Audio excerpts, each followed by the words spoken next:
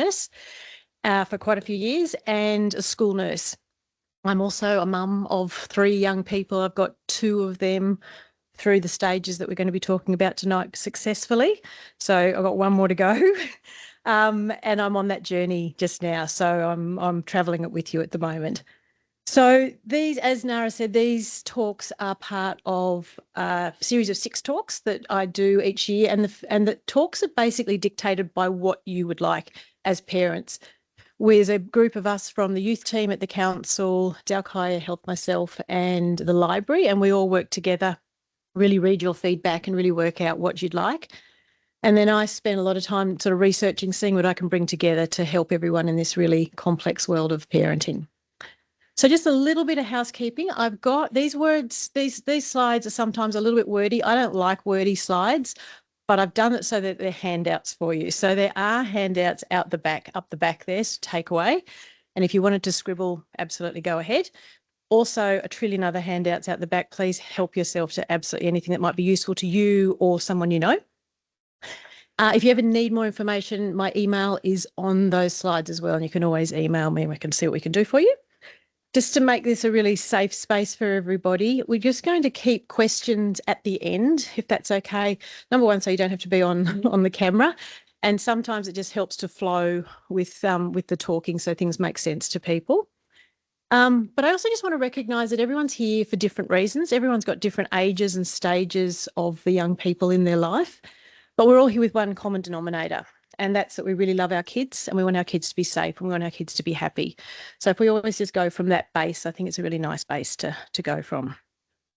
But we are at the end of the year. That's why this talk is at this point in our lives, and that's why I'm doing it now. And this sort of often this time of year creates a real storm of emotions in our young people and in our parenting journeys. So we've got all the social gatherings, we've got the pressures going on around our young people as well as ourselves at the same time. So hopefully this will give you something to work with either now or in the future. Can I just get a really quick, I've got the ages, are you happy to share the ages of your young people? 11. Okay, got young, same, got yours. I think I've got everybody else great. So we've actually got people who've got quite younger children. So yay, everybody. You've all come here way prepared then. This is good.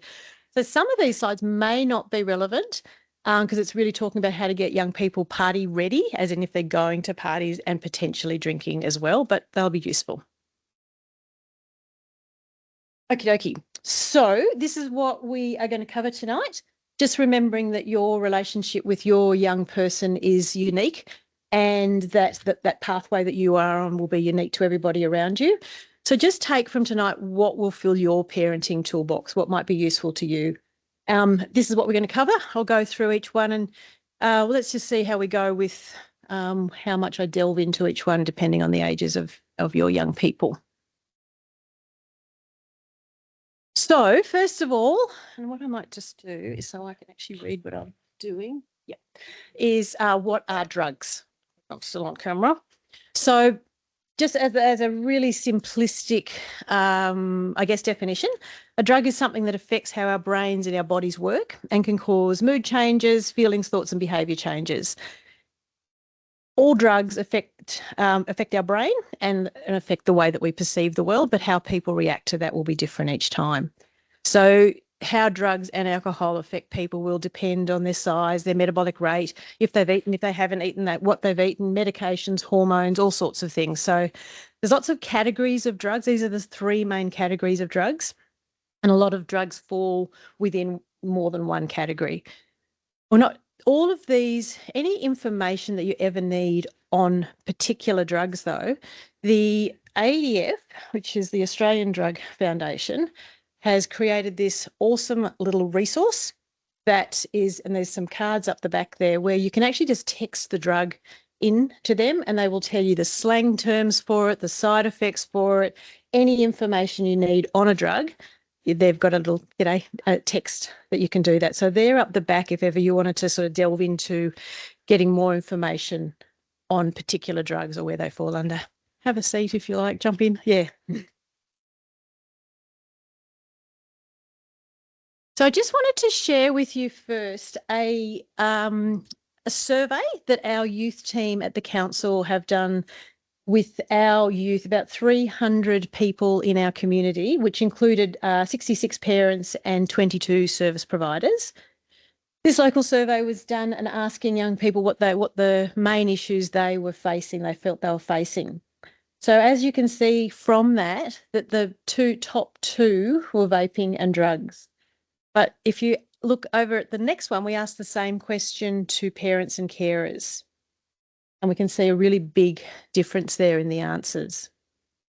So the majority of the young people that answered the survey questions were between 13 and 16 years of age, indicating this was only last year, indicating that drugs and alcohol were their biggest concern. So from that, there's been quite a few programs that we've created. We're in the schools doing vaping programs and various things. And AOD was also the top, or alcohol and drugs was the top one that GPs indicated was their highest peak in having issues with young people. So the main issue that I can see here are that drugs and alcohol have crept up into our young people's realms. But another big issue with this one is the disconnect that we can potentially see here between parents and young people. So are we putting our head in the sand about drugs and alcohol? Are we not aware? Are they clever at hiding it? What's going on here? So what are we missing? But that's partly why we're here tonight. So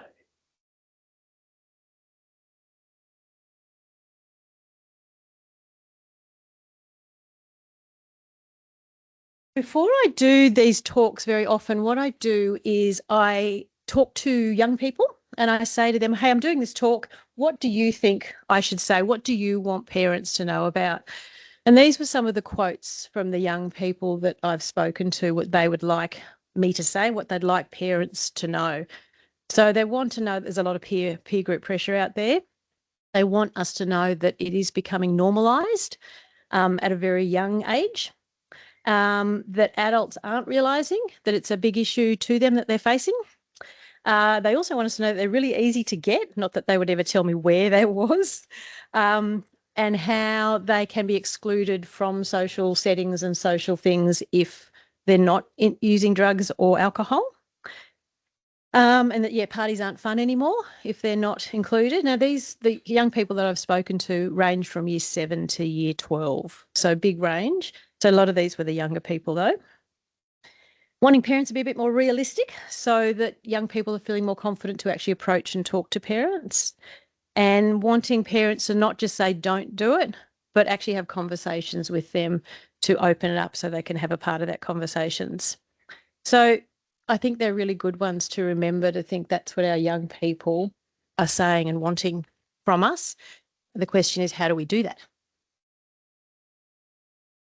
So what are the most used drugs at the moment? This is hot off the press, this stuff.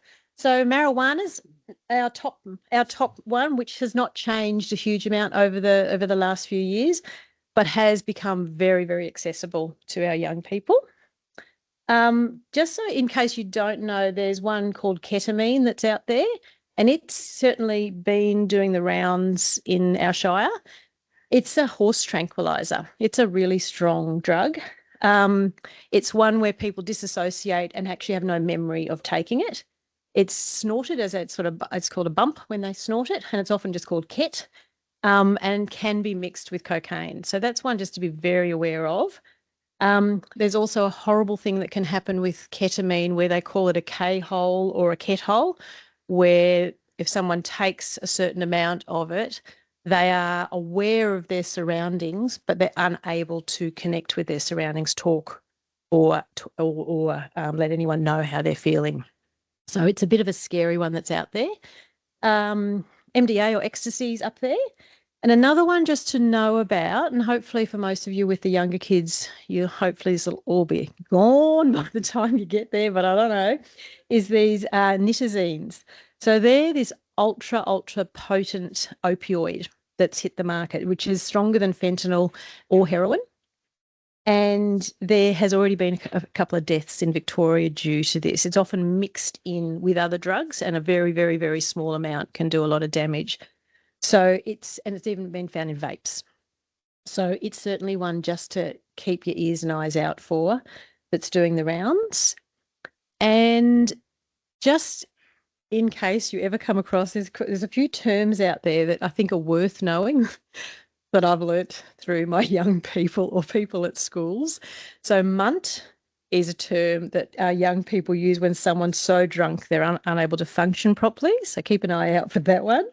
And then attacking the munt is they get the person who's munt to vomit so that they're attacking the munt so that they think that they will become sober.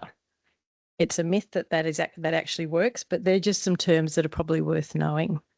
Now, the other one I just wanted to share with you, and again, probably the age groups that your young people are at aren't going to have to be too concerned with this one, but due to these new things that are hitting the market, you can now get free this medication called naloxone that they're advising if people have parties or host parties or know someone who might be taking opioids is now free from pharmacies. And it's something that if you are at a party or you have a young person going to a party, you can give it to them to have in their pocket. So if one of their friends does collapse and they know they've taken some substance, it's a nasal spray that they put in to reverse the effects of that medication. So that's out there and it's available due to these drugs that are hitting the market at the moment. That is available out there for people to get free, and the pharmacists will teach people how to use it. So it's just good to know that that is out there, and most people who would host a party, you would hope, would be having that in their homes.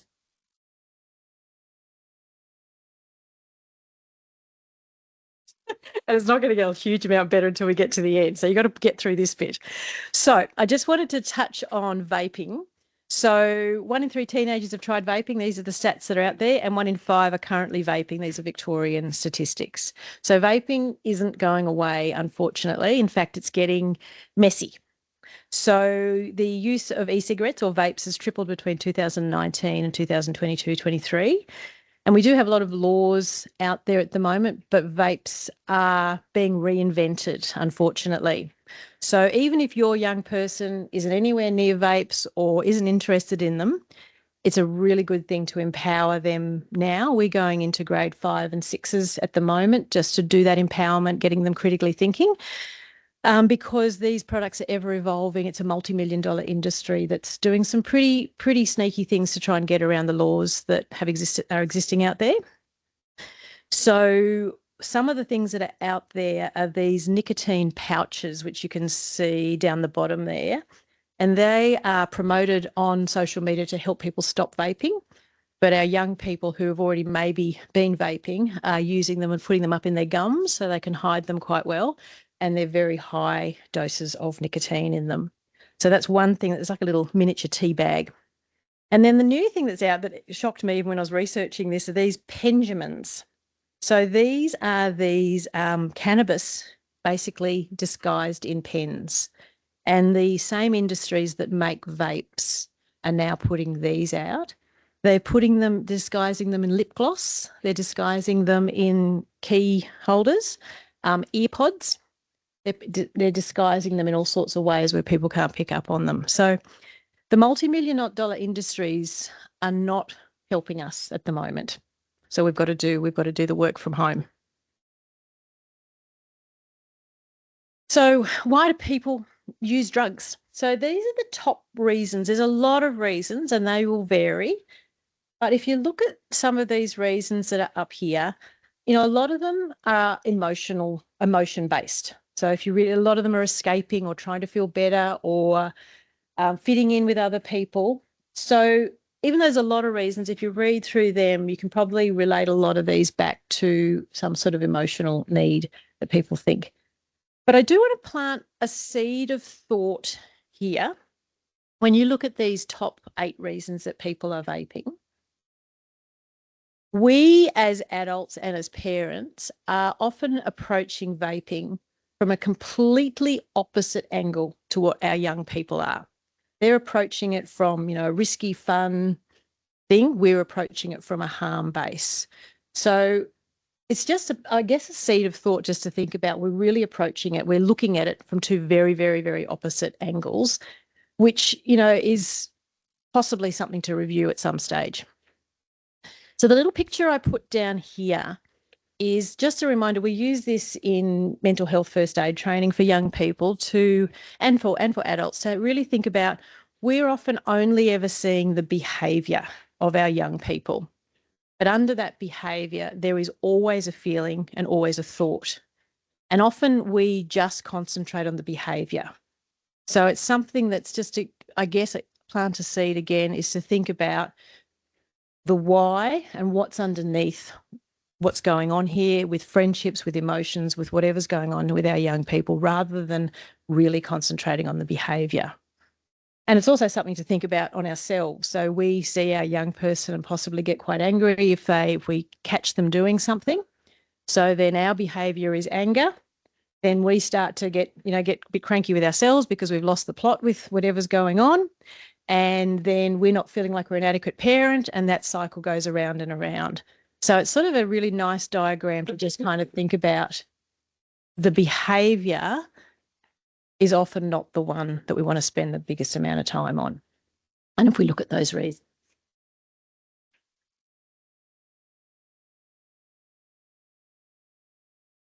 So this one here is just basically the stats that have come out recently from the Australian Institute of Health and Welfare that is looking at why people vape.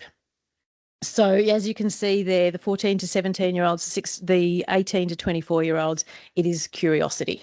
So that's the majority of the time people are vaping. But here's the good news. I'm just going to do a little bit of good news for you. The fun fact that I have found out through doing this talk is that the data is actually showing us that more people are actually choosing to not partake in drugs and alcohol before 18 years of age. So the trend is changing.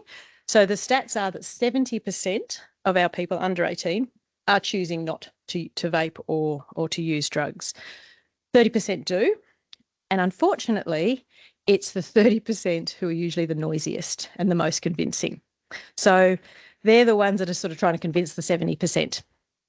So when a young person says, oh, everyone's doing it, it's not, and the stats aren't necessarily showing that. And the other little fun fact is that our generations, or most of our generations, we actually were bigger drug and alcohol users than our young people now. So it is, it's changing, but at the same time, the way we approach it isn't necessarily changing. So just to come on to something that is really important to understand with what we're working with. So if we understand what we're working with, and if anyone's come to any of the other talks that I've done when I'm talking about young people's emotions and behaviours, this will make a lot more sense. So our young people's brains, I'm going to do you a little picture show here. If we can imagine our young people's brains, this is a brain. If you've been to my talks before, sorry, I keep repeating this, but I really like this model, is we have the frontal lobe here, which is where our logic comes from. And underneath that, we have our limbic system, or our emotional centre. What's happening with our young people's brains is, and it's just a science thing, is that the frontal lobe, where we do all our logic thinking from, it gets completely pruned back. So the logic is in this sort of really, really fragile state of change. And it's not doing too well with the logic. But the emotional part of the brain is working overtime. Brand new emotions coming in, brand new things that influence it, brand new ways of approaching things, and it's working overtime. So our young people are basing a lot of their decisions and a lot of their behaviours on this amygdala that's working really hard without much logic. So that's what we're working with until about 25 years of age. That's the hard bit. So this poor little brain is also wired to really love these natural chemicals that the body makes. So some of them are adrenaline and dopamine. And if it likes them, alcohol, drugs, partying, socialising always provide them.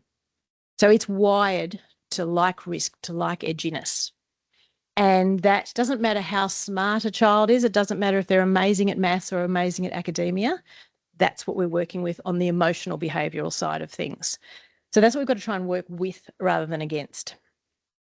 So the upshot of that is often their behaviours when it comes to drugs and alcohol, and with a lot of other things, is that these actions that they're taking are often not deliberate. They're based on this poor brain trying to make decisions on some new ways of them trying to cope with life. So at the same time of all of this, they're also creating all these brand new neural pathways. So these brand new identity, way to think, who they want to be, what they want to be, and brand new logic here. So this part is incredibly vulnerable. And that's why alcohol and drugs at this age really affects this really vulnerable part of their brain.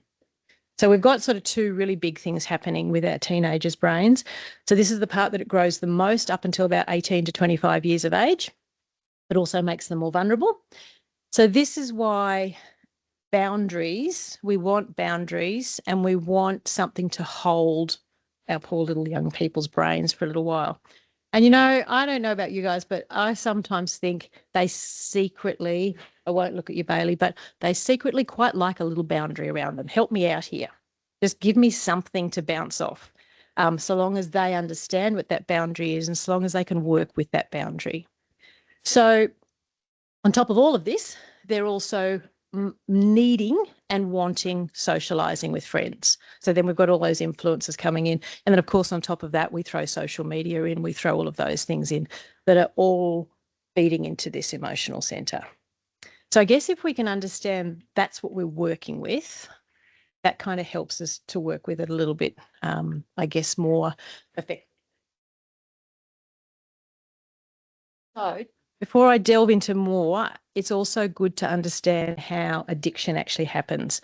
So the teenage brain, due to all of those things I've just talked about, it is much more prone to addiction. So what we're working with is a poor little brain that's making decisions on emotions and more prone to influences and things outside. So what happens with addiction is we get the drugs, our brains, when we like something, it releases dopamine. And then when we see that thing again, our brain releases dopamine in relation to it.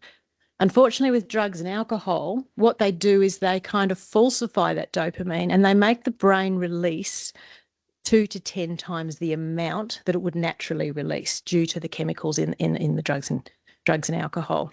So when it does that, the brain then says, well, hey, I got enough dopamine in this brain and I don't need to start producing my own.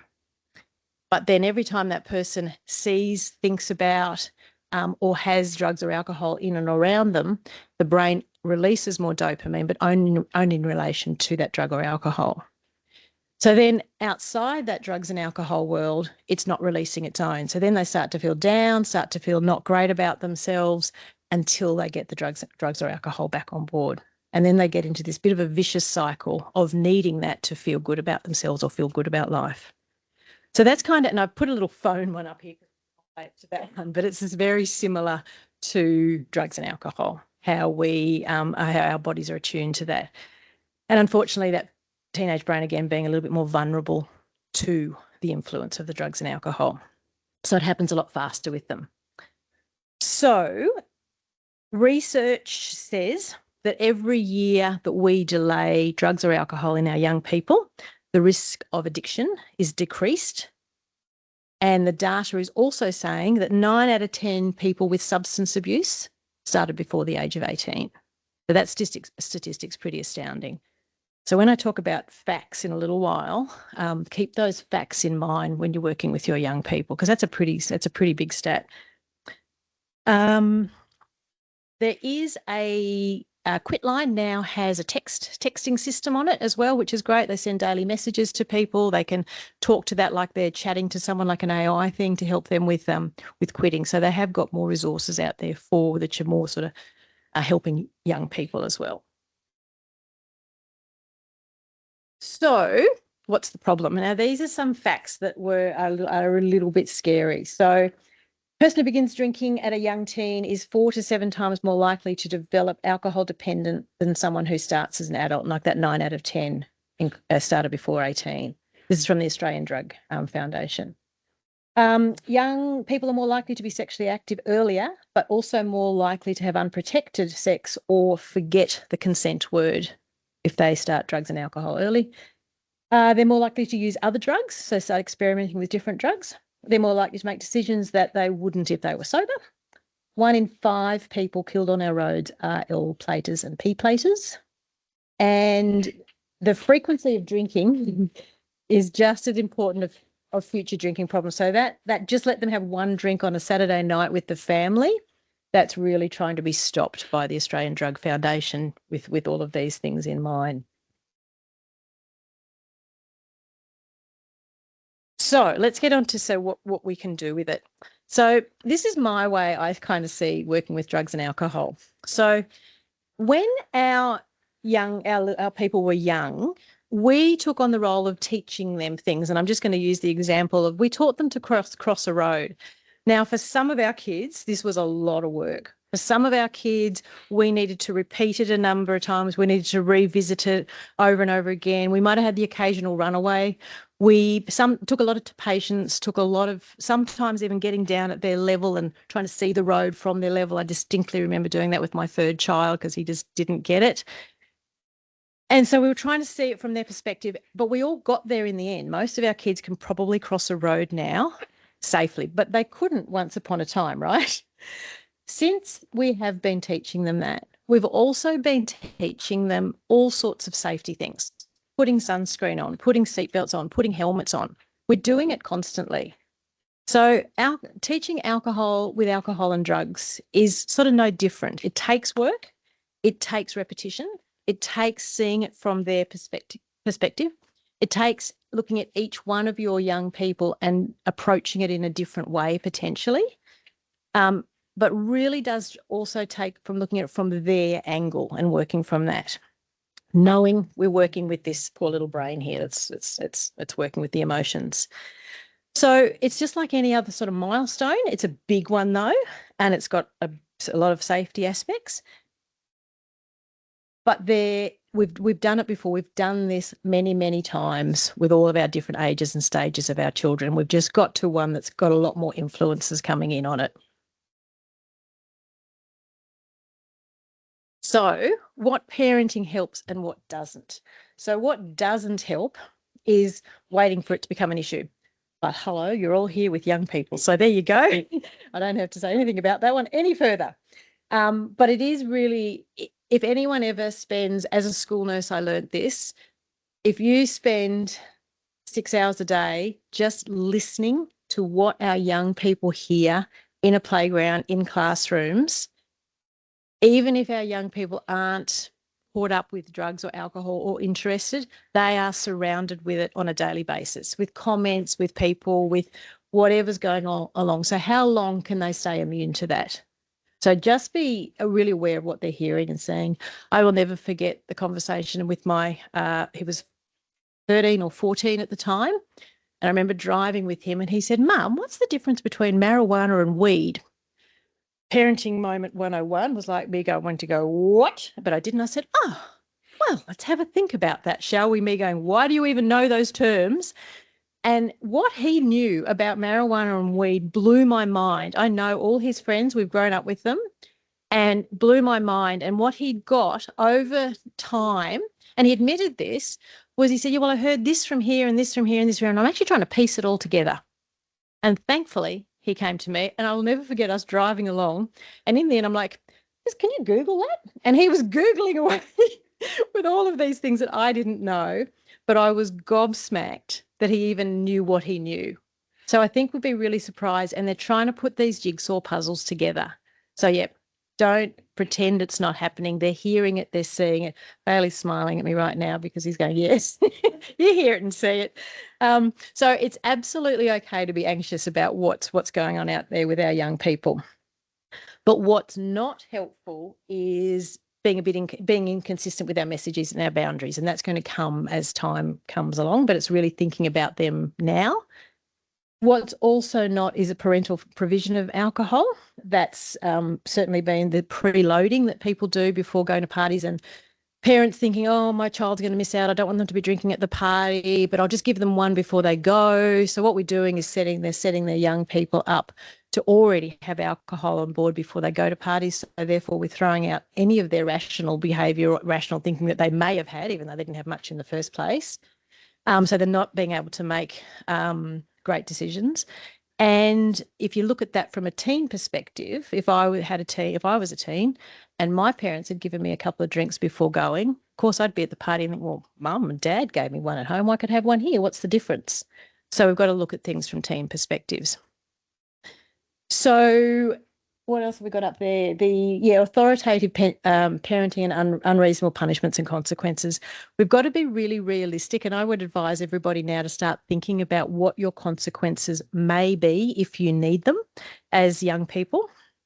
So, for example, I remember working with a mum and a dad whose child was vaping a lot, and they busted him with the vape and didn't realise how much he had been vaping. And it was literally like, you do not vape again ever in this house. And if I ever see you vaping, blah, blah, blah, blah. And it was like, you can't cut it off that quick. Like, he had an addiction and that was impossible for him to stop. So therefore, they were just on a roll with this horrible situation. So you got to really think about, where are we up to? Where are we? And the Australian Drug Foundation has this awesome thing online where you look at, where is my young person at right now? Are they interested? Are they intrigued? Are they experimenting? And it gives you tips and tricks on what to do at each one of those stages. So the Australian Drug Foundation's got some really great stuff. So really thinking about what would be the consequences, not in the heat of the moment. So thinking about them beforehand and letting them know that. And then what gives the young person a new bang for buck with that consequence? So what is the most thing that'll make them think the most or change the most in their behaviour? So they're not just sitting with the anger or the resentment, they're sitting with I did this and I have to rethink how I do it next time. I always remember this one, and I have told my kids this and it's worked, but it's a true story. It wasn't I didn't invent it. I was a good school student and I wagged once in year 11 and I wagged the whole day with a bunch of friends. And I remember coming home on the bus and both my mum and dad were waiting for me in the house. And I didn't even, this is a teenage brain, no logic, didn't think, why is my dad home? Didn't think anything of it. And they were like, hi, how was school? And I was like, yeah, it's great. Oh, what'd you do? And, maths and English, and lathered on. And then mum and dad just went, so do you want to know what we've been doing all day? And I was like, oh, what have you been doing? Out with the police searching for you. And I was like, ooh. And and it hit me so hard because what they did, they didn't put consequences on me. All they did, and I mean, it was so powerful, it wasn't funny, was they looked at me and said, you just need to prove to us how we ever trust you again, and walked away. That was it. And so I remember for months trying to do things and going, have they trusted me yet? Am I doing it properly yet? Maybe they trust me now, but they never said it until they did a few things that made me think, okay, I think I've got there. So have a really good think about what it is. And that is not necessarily that story, but I remember it was so powerful for me. And I have told my kids that story over and over again. You do anything, but if you lie to me or you're untrustworthy, you've crossed the line. So that's my boundary. And there would be consequences. And it's pretty hard to live with someone you don't trust. And I guess that's what my parents had. So, yeah, have a think about those consequences. That's just an example.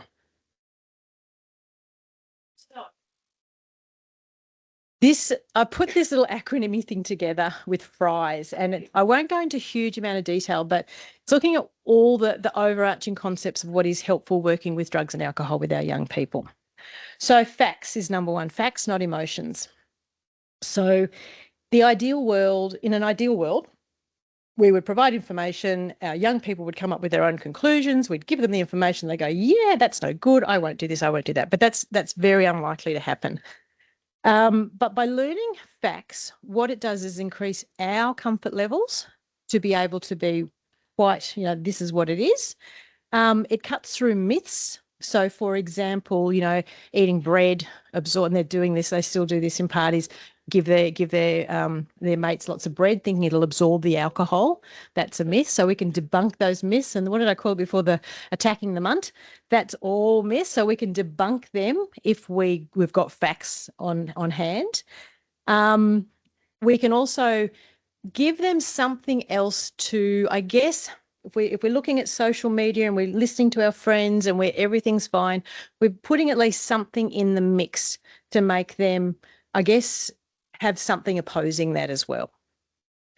So once we've got the facts, and there's a gazillion resources up the back plus online about those facts, then we've got the ability to mix those facts and that knowledge that we've got with your own family values, with the knowledge of your individual person, your life experiences, and where your partners are coming in as well. So if we start with the facts, it sort of helps us then to have, this is our base, and then we start bringing those things in. So facts over emotions would be the big one there. And, you know, brain development, there's a lot of stuff online about that. And that's usually one of the ones that young people resonates with them about, with the brain development. Another fact, which I think is really important to start laying the seed for, is that that consent and any sexual activity when there's alcohol and drugs on board is illegal. So no one can consent if they have drugs or alcohol on board. And that's a fact, and that is a legal fact to be able to be sharing with your young people. And if we, so it needs to be informed, and it can't be informed if there's drugs and alcohol on board. I teach that in the primary schools now, but I don't teach it quite as strongly as that. But I'm sort of starting to introduce that now because I think it's really important.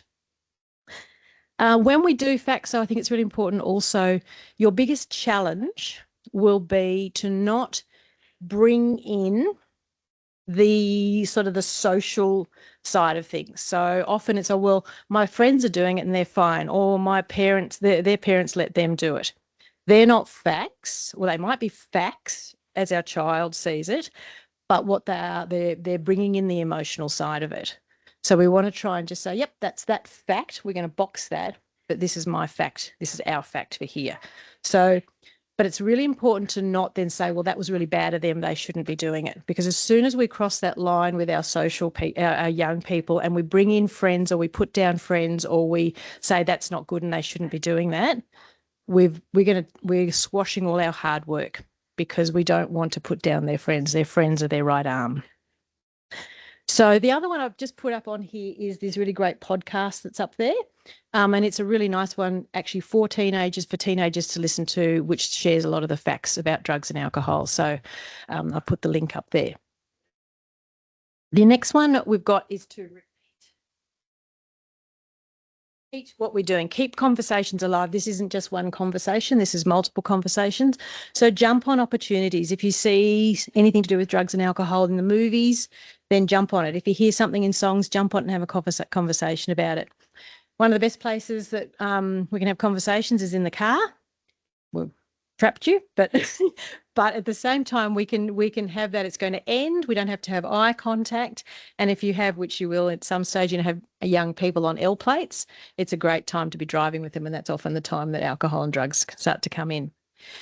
Also, utilise friends, utilise family, utilise people. Have conversations with your children's friends and see what page they're on, and get them to repeat what you're saying, so they're hearing it from multiple people. And some of them might be role models. So see who the role models are for your young people, and see what page they are, because page they're on, because they might have that respect enough to listen to someone else saying it. And then I do this silly thing, which I don't know if I think it does work. I'll keep trying it anyway. If I see something online, or see some sort of meme thing or something, on Instagram, and I think it's funny, but it's got to do with drugs and alcohol, but it's got an underlying good, healthy message, I'll share that with my young people. Or I might say, hey, have you seen this? What is this about? And get that conversation going. So we're just keeping that alive. Next one I've got up there is to individualise it. So all three of my young kids were completely different when it came to the drugs and alcohol scene, like completely different. And as I said, I'm on my third, and he's going to be my challenge. But it's really important to look at that child and where they're coming from with each one of these. And I will never forget the night that our first child was relatively easy to get through. He wasn't that interested because he was a big mountain biker. And then so we thought, oh, yeah, there we go. We'll set the rule. No alcohol before 18. All good. Second child was the party animal. And I remember sitting on the couch with him trying to have a conversation. And I was getting to this, like, oh, so how are you feeling about it? And who do you think is going to be drinking at the party, having a conversation? And my partner walked past, and I could tell he was really grumpy. And I was like, what's going on? He goes, I thought it was just no alcohol till 18. I went, yeah, this one's different. We're not going to get him through to 18 if we do it that way. And it caused quite a bit of a rift between us because he couldn't get it, I couldn't get it. Like what were we had to reinvent our parenting of the second child, which we're going to have to reinvent on the third one as well. So it's really sitting down and working out. And that's what I was trying to quiz my second child on.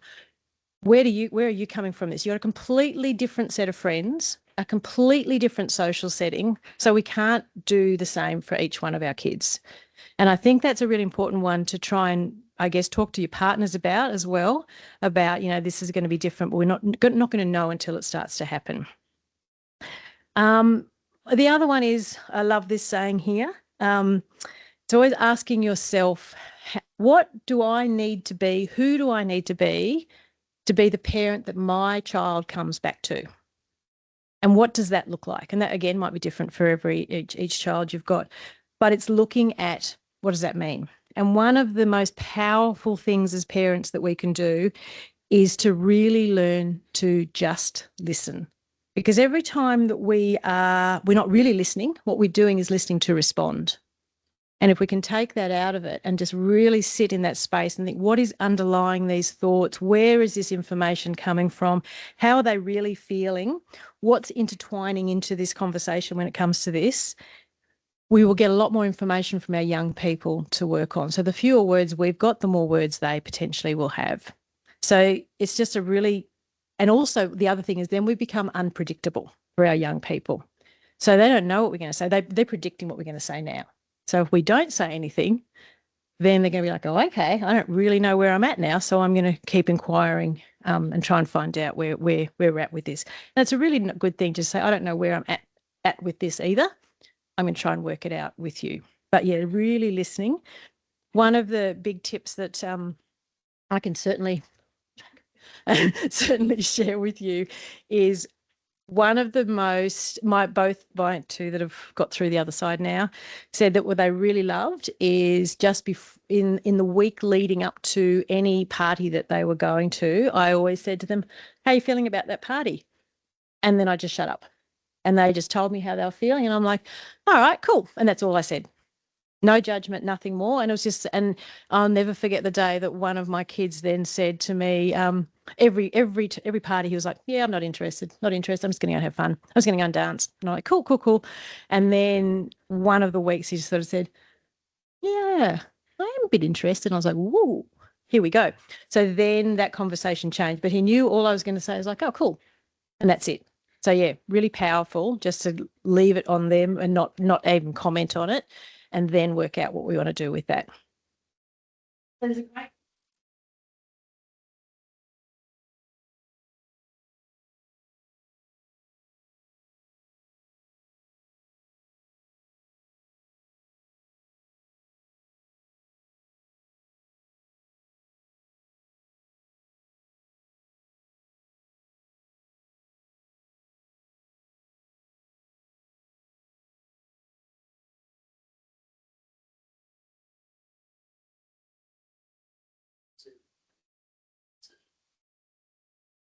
Everyone else too. Not say parents don't give their days out all the time. Reach the Ethan, yeah, all day. There. It reaches. Yes. So that was a great campaign that came out, and I've got some stats. I can't remember what they are, but they're coming onto another slide about how many parents were through this campaign feeling really empowered to say nay, because of the statistics. The more people, the more parents that gathered doing this, the stronger it became. So empowering our young people, you can relate to that one. So empowering our young people. So it really is looking at, what is it that is going to empower them to make really good, critical, sensible decisions. One of the tips that I read that I thought was really clever from that said just before in anything, and doing it in real life before it becomes to drugs and alcohol, is saying, before you make any decision, say to yourself, does it feel wrong or right? Does it feel good or bad? Saying that to yourself as a young person, and that will really help to simplify this poor little brain that's trying to get some logic in it. And then if you can use that in real life situations and then start bringing that into alcohol or drugs is also a nice simple way to just to empower them to say, yeah, does this feel wrong or right? What am I feeling in my body with whatever's going on around me now? And is it a good or bad thing? And then make a decision on that. So it's sort of them, then it's sort of coming from them. And the other one is to be really aware of the words we're using at home. So things like, oh, I really need a drink. Our kids are hearing that. And that's probably not, that's sending a message into that poor little brain. And showing them that you can have fun without alcohol as well. So little things like that, they're picking up on at these ages and stages.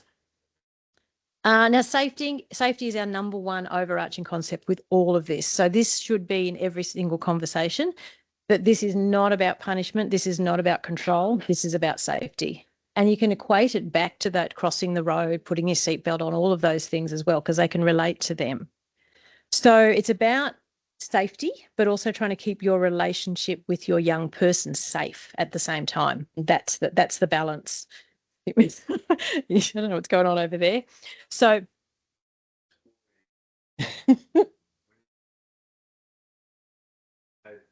own drink once in about 3 oh dear. There you go. That was justifiable laughing then. They're watching you. Yep.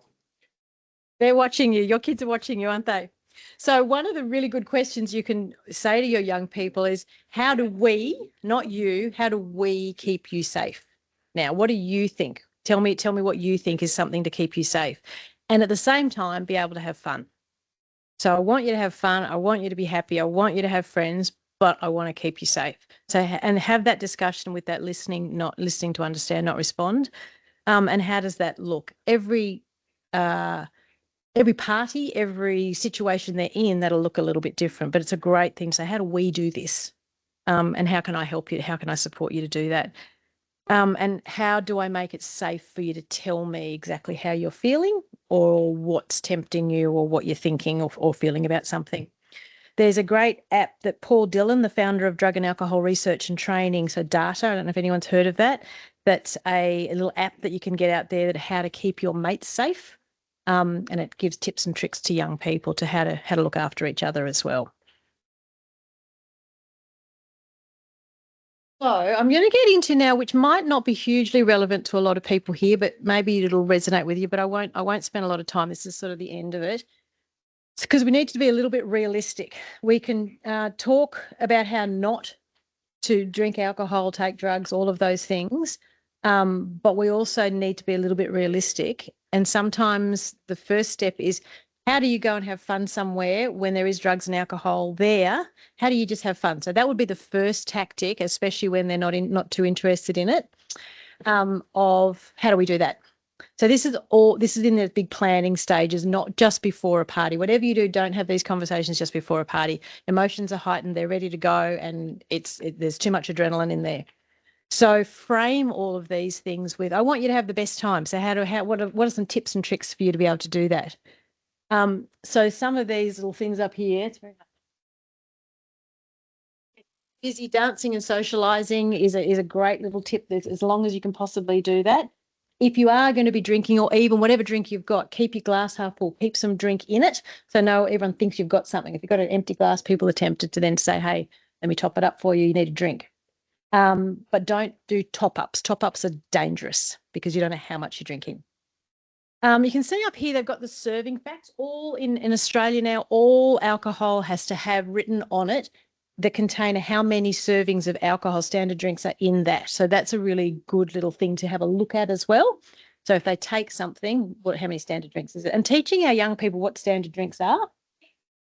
Yeah, sticking to one type of drink. You could probably read all of them.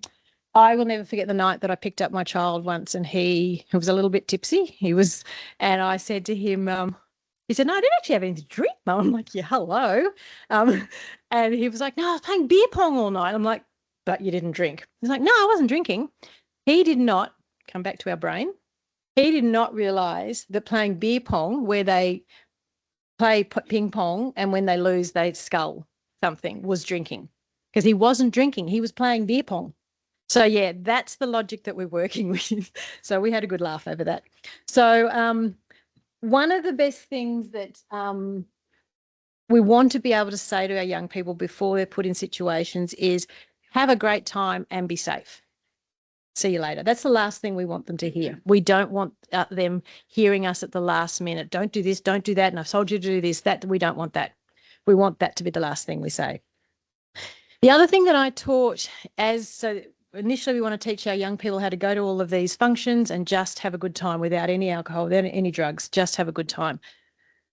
The next stage potentially is how do you be happy with just the buzz? And I call it the buzz because you can all probably relate to that little buzz that you get.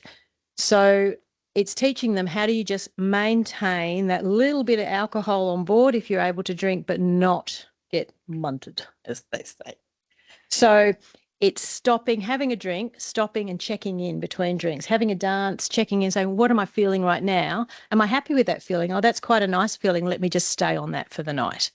And I will also remember one of my kids coming home one night and saying, Mum, that buzz thing you talked about, that was good.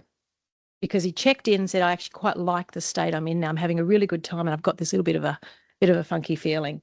So teaching them that the buzz is it's probably a much more enjoyable way to have a party than taking that next step. Next, just harm minimisation, looking at what can we do to plan ahead to keep our young people safe. So we often can't change the external risk, but we can minimise them for when things go wrong. So it's teaching them, getting them a box of strategies to work with. So one of them might be just blame me. Mum is so strict, I can't do it. So blame us. We can handle that. Say I've got sports or I'm on antibiotics, something that if you need to, if just the simple no isn't enough for them. So be their rock, be their team, but have your boundaries, and those boundaries are not negotiable. And I think that's a really important one. So things like pick-up time is this time. Don't ring me and don't text me and don't ask me to be longer. It's not going to work. Things like you don't leave the venue. You're there, you're staying there, and that's just little things like that make a really big difference. Things like you've got to have tracking on. So when you go to parties, just for the party, I need tracking on just in case something happens. And it might not be to you, it might be to someone else, or I can come and get you quickly. So work out what those boundaries are and how does that keep them safe. Now, the phone part of things, I think I've covered everything in there. The phone part of things, if you can, this is one of the best things that you can do. It doesn't even matter when it comes to drugs and alcohol, is having a family code word. So that is a word or an emoji that you and your family know and no one else knows. And that's so your young person in any situation whatsoever can text you that, and it is often something that you want to think about, that if another young person saw it, they wouldn't question. Yeah, so you don't want it to be help, I want to go home, because then they're going to obviously go, oh, you want to go home and get teased by that. It's something that you would invent with your family. So things like how's the dog? How's grandma? What's happening now? So you can be really obscure if they need to. And that's your code word for your family, that you need to go straight to your young person wherever they are, and they've got tracking on so you know where they are, and pick them up. And you can then, if you want to, set some boundaries around that for yourself, that if you send me that, there's no questions asked in the first 24 hours or until the morning, if need be. So they feel really safe, even if they've done something they shouldn't have, that's your code word. Come and get me, no questions asked. And that just gives our young people this ability to go, I've got this in my back pocket. You can also, but yeah, just make sure they don't share that with other people as much as they're their best friends. It's a family code word. And then you can also put on there that you can tell me as much or as little as you feel you need to, but we need to talk about whatever that is, but we'll wait until the morning. So the other one is you could have a thing where you say, I did this again wasn't actually my child, was someone who was going to a party, and one of the kids mentioned to me that there was some kids coming down from Bendigo and there was some fights at a party, and the last party they were at, there was all a bit of a breakout and windows broken. And I went, ugh. And it was like, I said, okay, how about then we do a thing where I ring you in 2 hours and I give you an out. So it was just like, I've got to pick you up. And that's literally what I texted. So if they wanted an out at that point, it was like, oh, mum's got something, emergencies happen at home, mum's coming. Whereas, because they didn't have to do it then. And then they just had to say to me, all good, if they were fine. And then if it wasn't, then I'd come and get them. So I gave them an out if they needed to, realising this party could have been, rather than saying, no, you're not going to that party, sort of empowering them with the tools to be able to go to that and still feel safe. So they're just sort of tips and tricks that might help.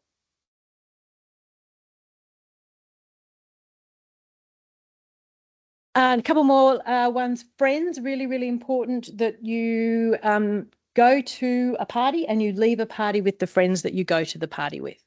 And that's just a really nice safety measure. It's a trusted friend that you'll be going with. And you look after each other. The bro code is maybe one of them needs to be sober that night, or they just need to check in with each other throughout the night. And if one of them, for example, needs to go off into the bush and have a wee, they just let the other one know. So just little things like that they're looking after each other. Having more than one group of friends, so something goes wrong with one, who's their backup friends? Who are they going to go to? Don't negotiate with people who have got drugs and alcohol on board. We all know that doesn't work. So don't try and stop a fight. Don't try and get involved with things. If people aren't thinking reasonably, just step out of that situation. And I think that's a good advice for all of us. Drink at your pace, not others. And another really good thing that we can all do at home, we can do this absolutely right now with all of your young people, is teaching them that no is a full sentence, teaching them that the power of no with no excuses and no emotion is enormous. So we do a little fun thing at schools now where I'm getting the kids to literally face each other, and one person's got to convince the other person to wag school or vape or something, and the other one's got to say no. And the last person to not show any emotion wins. And it's really hard. So the other one's got to keep convincing them. You can do this at home and just have a fun game with it. So teaching them that don't give excuses, because as soon as you give an excuse, especially when it comes to drug and alcohol, and especially if it comes to people who are already drinking drugs and alcohol or doing drugs and alcohol, they're going to try and just use any excuse you've got for you to join them. So just no, and no emotion and nothing more. And it's a really good thing to practice in all ways, shapes and form for our young people, for whatever it might be. And then, yes, if no doesn't work, what's plan A, what's plan B, what are we going to use? So it could be that mum's so strict or whatever it is. Transport is another one, which I probably won't get too caught up with because your young people aren't quite there yet, but there's lots of things out there, and this is more so Melbourne-based if they're doing things in Melbourne, that there are things to keep people safe. So it's where to sit in the taxi on the far side, on the curb side. So if they need to get out, there's a pin now that you can do with Ubers where you've got a pin and that Uber driver has to have the same pin and it's got to match, because what's happening in Melbourne, they're saying now, is young people, come out of nightclubs and things and looking at their phone. People are driving around and around the block, see a young person, say they're the Uber. They see that, they can look up, so they're looking for their Uber. And then another person drives in and says, hi, I'm your Uber, because they know it's close. So now they've got a thing, and they're obviously dodgy people, and they've got a thing now where you get a pin, and it's Verify My Ride, it's called. We got a pin and it's got to match the Uber driver. Just little things like that, but that's a long way off most of the people here, thank goodness. Can I just really touch very briefly on drink spiking, because it's out there, unfortunately. So 2/3 of drink spiking, where someone putting in a drug of some sort into someone's drink that's often undetectable, is actually done as a prank and as something funny. And it's usually the main drink spiker is alcohol. It's not the GHB, which it used to be. It's alcohol. So they're topping up, when they're not looking, topping up their drinks with alcohol, so they don't know how much they're drinking, and they top it up with higher percentage alcohols and clear alcohols that they can't see. So there's over 40 different spikers that are out there, and another one that has come out is needle spiking, where they brush past them and there's a little needle. So this was more so, if there's anyone who's got anyone going to schoolies this next couple of weeks, this was more so directed for them if they were here. But all of these tips and tricks are what we want to pass on to just prevent that happening. So yeah, keeping a lid, keeping that right up close to you with your hand on the drink is what we're telling young people now. And that's how, even taking your drink to the toilet now, little things like that are all going to help prevent it. And I'm going to just show you, might plant the seed.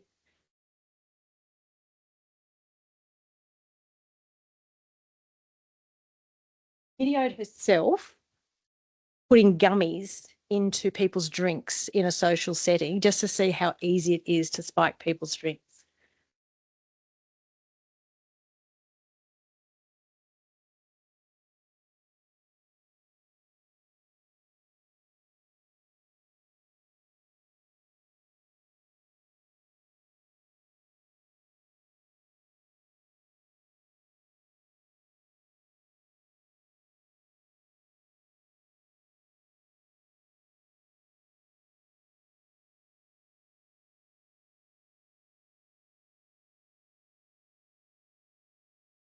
There is how fast it can be.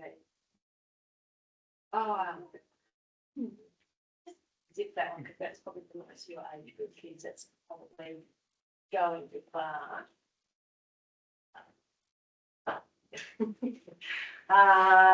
This one here, I just got to touch on before I finish up. This is something, not even take all the drugs and alcohol out of all of this. This is something that's really good to teach your kids. So, but a lot of it is drugs and alcohol related. So I guess, what do you think is the first thing when we ask teenagers, and I've done this, when we ask them and say, what do you think is the first thing that you should do if your mate vomits at a party? What do you think they answer? That's the one. It's exactly what they say. Yes. What we should be saying to them is, if your mate starts vomiting, you need to call 000. Yeah, you need to get help. So you need to get them on a hard surface. You need to get them in the recovery position, and you need to watch them really closely. You need to have them on their side. So that's what we need to be teaching them. I'm so glad you said that, Louise. So yeah, that's what we need to be teaching them, what to do in emergency situations. So the things that I've got up there is, what does drunk look like? Teaching our young people what it is, and there's some examples over there.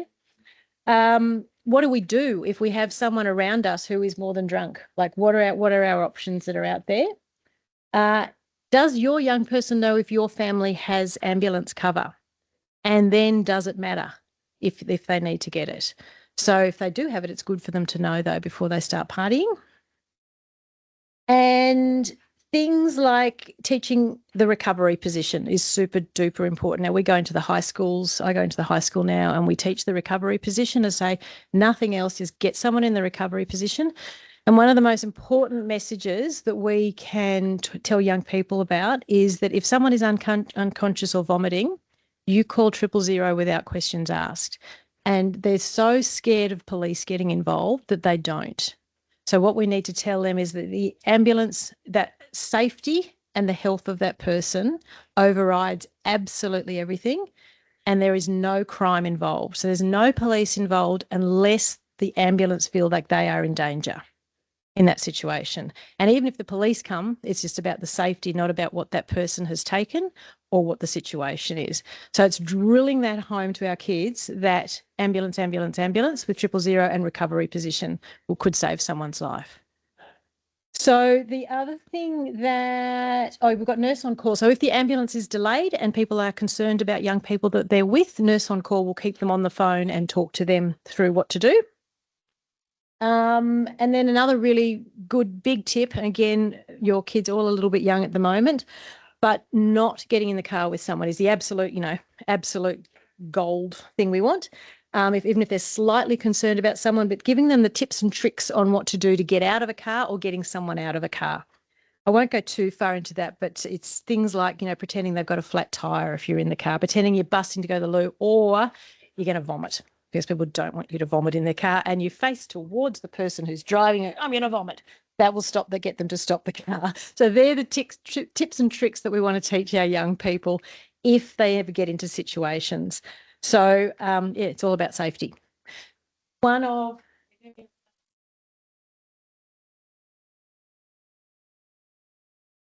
everyone to have on their phone. So this app is one of the most important things for our young people once they get into teenagehood to have on their phone is the Emergency Plus app. It's a free app. And basically you just click on that app and you can call 000 through that app, and on it comes your address, comes your GPS coordinates, the what 3 words, which tell someone where you are within 3 square meters of where you are, so people can get straight to you. Now, I have heard, and I haven't verified it yet, but I believe this app now you can turn on and you can be tracked through that app for parents as well, but I have to just get that verified. But if not, we've got the Life 360, which you can track. And the other really good thing to do is teach your young people, or yourselves in this case, is how to send a pin. Does everyone know what I'm talking about if I say how to send a pin? So a drop pin, yeah, dropping a pin, or dropping a pin, maybe that's the term, isn't it? So basically, if you need to get someone to come to you, you get on Google Maps, you basically, well, there's a few different ways, but you hold your finger on the little blue dot where you are on the map, and then it says share, and then you text where you are to the adult that you need coming. So that's another really good little tool to have up your sleeve. But having this app on your phone and having tracker turned on.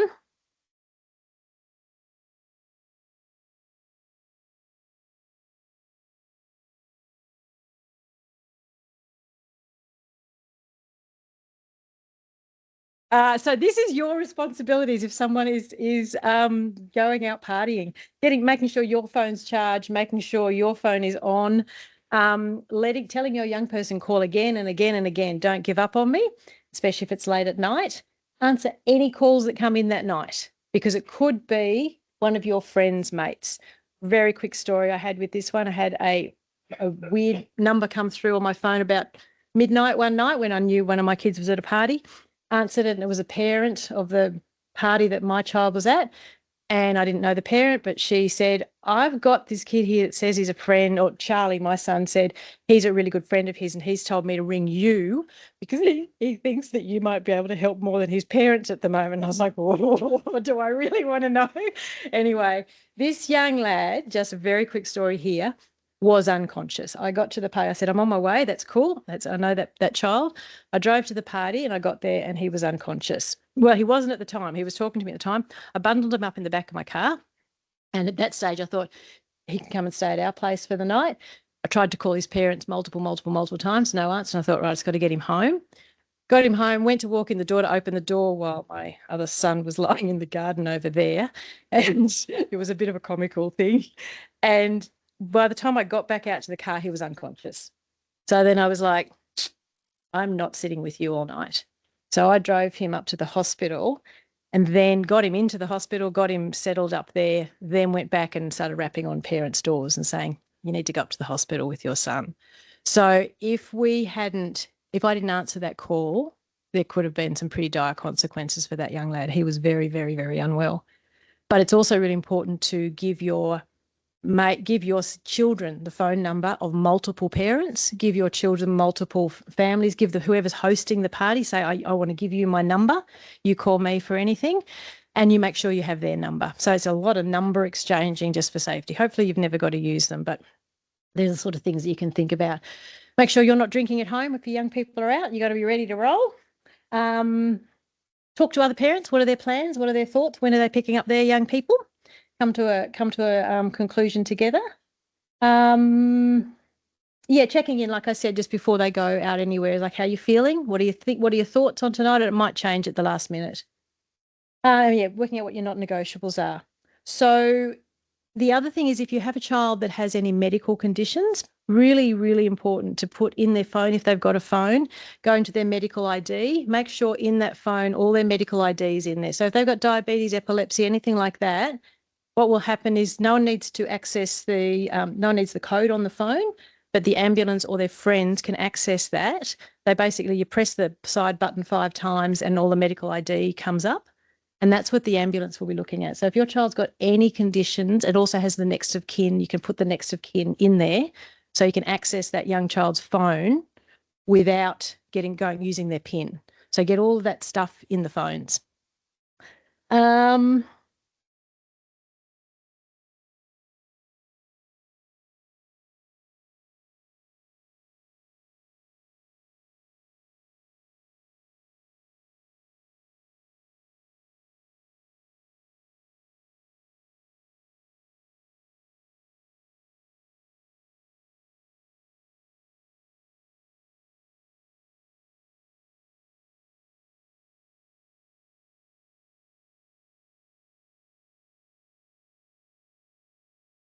This is your homework. So this is my last little bit, but your homework. Work out who your trusted people are for your person, have more than you. Now, if they're not comfortable calling you, or you just had a big fight with them or something like that and they want to call someone else, have a backup plan for your young person, because it's all about safety. Who's that for you and who's that for your young person? Find out if you've got ambulance cover, and it'll cover your children just in case you ever need it. Does your child have the skills to work with peer group pressure or peer pressure? And if not, try and start skilling them up now, because it's going to there'll be more and more things that'll happen out there. Do you know the recovery position? Have a play at home and do the recovery position together so you're all comfortable with that one. Does your young person know when to call an ambulance? Just clarifying that one. Have they got the emergency app? Do they know how to send a PIN? Get your code word happening. And yeah, there is a great webinar by Paul Dillon on parties and things and how to keep safe. So lots and lots of resources out there. This is me just sort of summarising a lot of them for tonight. So that is it. Lots of resources. They're just a few really good resources that are out there. But that's me. Has anyone got any questions? They're not humbugging me out of the library yet, so you may as well make the most of it. Any questions at all? Or have I inundated you with a lot of information? That's all good.